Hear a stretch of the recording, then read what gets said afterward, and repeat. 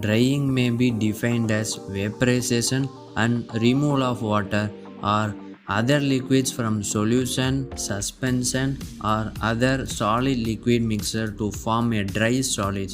It is a complicated process that involves stimulates heat and mass transfer, accompanied by physicochemical transformation. So, in this video, we are going to see about chemical process of drying and purpose of drying and two types of drying and factors affecting drying, and we are going to know about why drying is important and objectives of drying and what is the purpose of drying. At the end of this video you are going to get a bonus tip.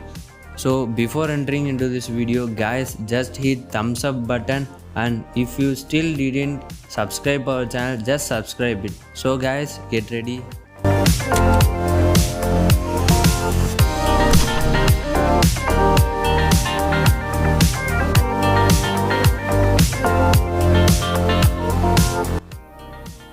So first of all we are going to see about chemical process of drying.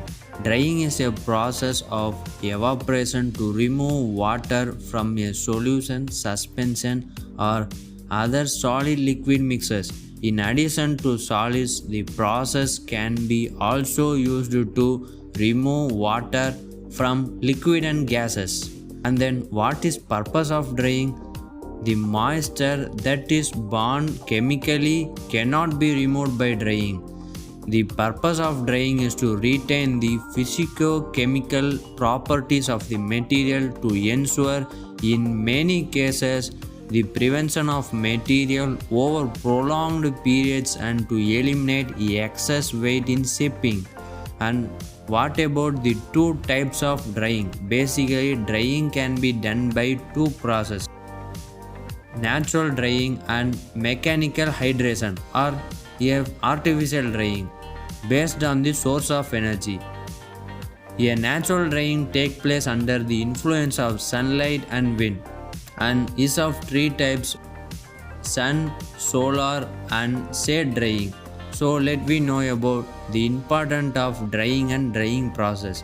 In seed production, the moisture content and therefore drying often forms a critical component of a seed quality and potential longevity.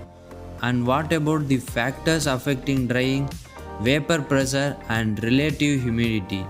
The second thing is moisture movement within the wood and the influence of temperature on drying rate. And the last thing is air circulation.